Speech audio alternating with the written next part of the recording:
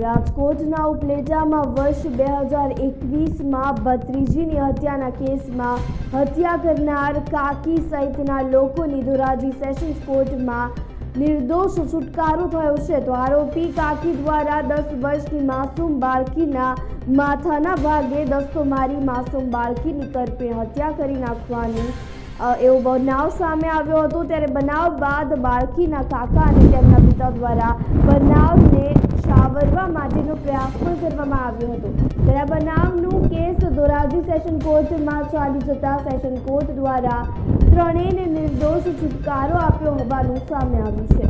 હું અર્જુનભાઈ સાગઠિયા, એડવોકેટ, ધોરાજી, બરોબર। આજ રોજ નામદાર એડિશનલ ડિસ્ટ્રિક્ટ જજ સાહેબ શ્રી શેખ સાહેબે આજ રોજ એક ઉપલેટાના ગુના સબબ 302/201ના કામે એક ચુકાદો આપી અને આરોપીને નિર્દોષ ઠરાવી છોડી મૂકેલ છે।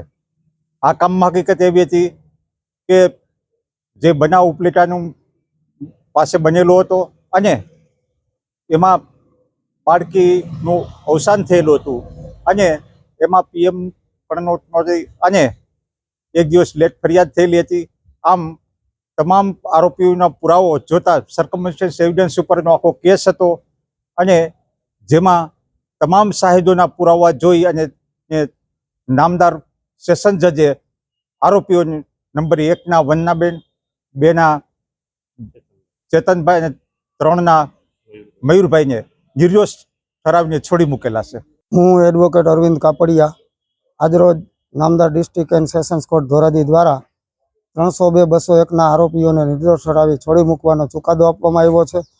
બનાવની હકીકત એવી હતી કે ઉપલેટા પોલીસ સ્ટેશનમાં ફરિયાદીની સગીર વયની 8 વર્ષની દીકરીને તેમના સગા કાકી દ્વારા દેરાણી જેઠાણીના કજિયામાં માથામાં દસ્તો મારી સગીર વયની પુત્રીનું મોત નિપજાવવામાં આવેલ હતું અને પોલીસ દ્વારા મરણ જનાર દીકરીના પિતા તથા કાકા સામે જે લોહીના ડાઘાઓ હતા એ સાફ કરી પોસ્ટમોર્ટમ ન કરાવી પુરાવાનો નાશ કરવાનો આરોપ મૂકવામાં આવેલ હતો, જે તમામ આરોપીઓને આજરોજ કોર્ટ દ્વારા નિર્દોષ ઠરાવી છોડી મૂકવામાં આવેલ છે।